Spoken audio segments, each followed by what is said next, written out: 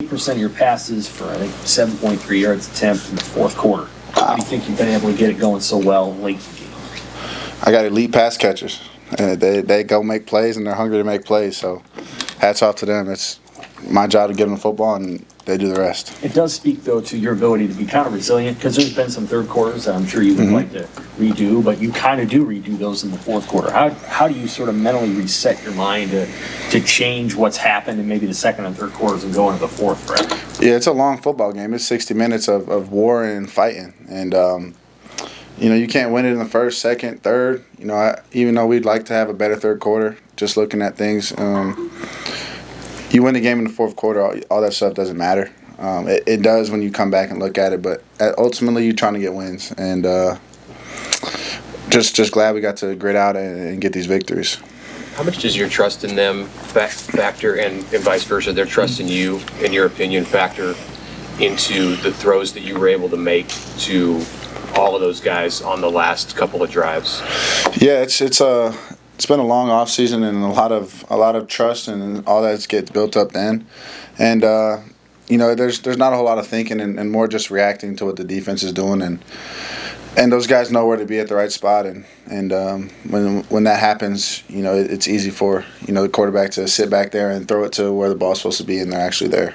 Specifically that one to Dane, I mean, it's just 3 yards, and when it works, it kind of looks easy, but like how hard is that connection on both ends to Yeah, I mean, that's 3 yards, either a touchdown, or if they don't trip and fall, it might be 6, so you never know. It's a game of inches, and it's something we repped the whole off season, and something that we knew that we could call in would work, and I just trusted my path that I was throwing it on, and Dane ran right where it was supposed to be, and he made the catch, and we won the game. So that's kind of how it works. Hey, Dylan, what do you think this week means for Emmett going back home, and how much do you guys want to win for Emmett back in his home city? Yeah, I mean, shoot, this means a lot to us because Emmett's such a big part of our team, and I mean, you can say what you want, it's just another game, but for this guy, he's been through the wire, and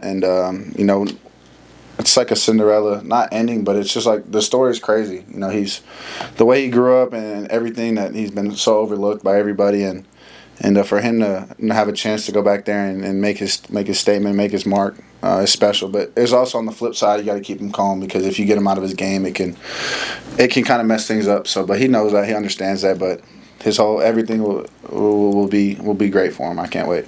How great is it to have a running back like that as a quarterback? Just to have somebody to rely on, open the playbook a little bit more. I mean, to have the second leading rusher in the Big Ten on your team, how beneficial is that for you? Yeah, he's elite. He's elite. When you're handing the football off, you're going to get yards and possibly an explosive and even a touchdown. So that helps us with everything. And he's not just a running back, but he can catch, and he's just so versatile. And I couldn't say enough great things about him. That's one of my guys, and every morning we send each other the same text of he's the best running back, and vice versa the other way. So it's a cool relationship. What was your view of his 50-yard run?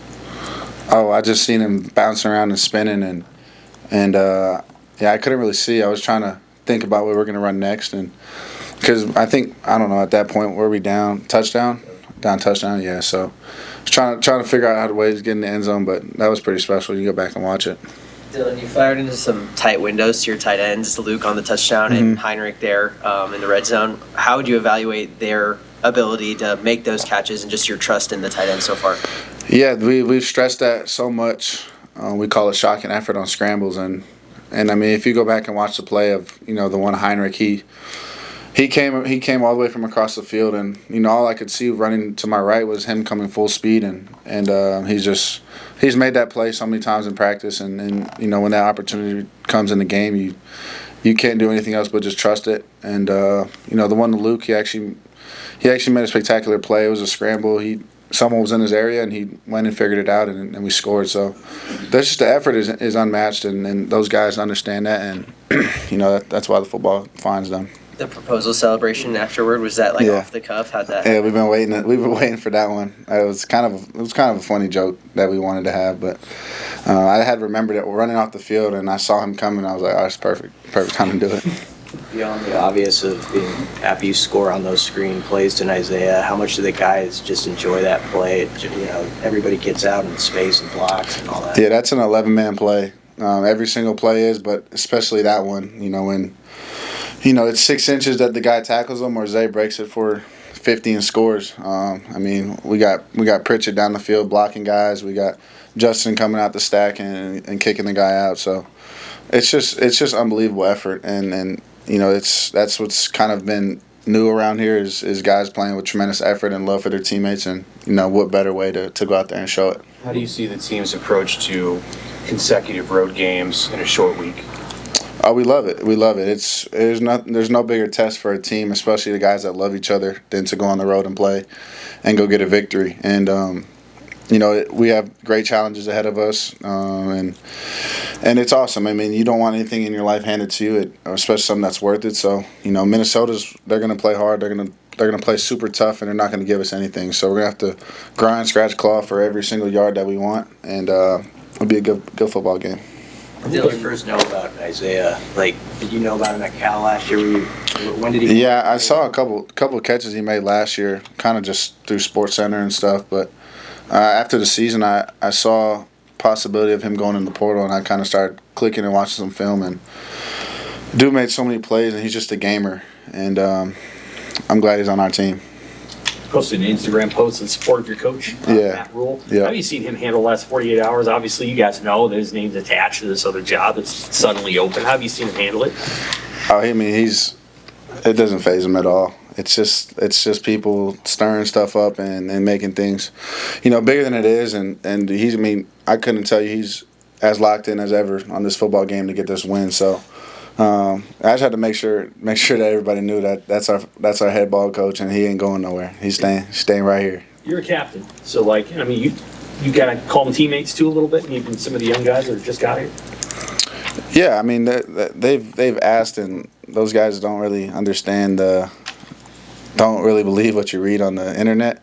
Just like guys, he ain't going nowhere. He loves it. It doesn't really matter what he says. His wife loves it here. She got her business going and all that stuff. So even if he wanted to, he couldn't. So he ain't going nowhere.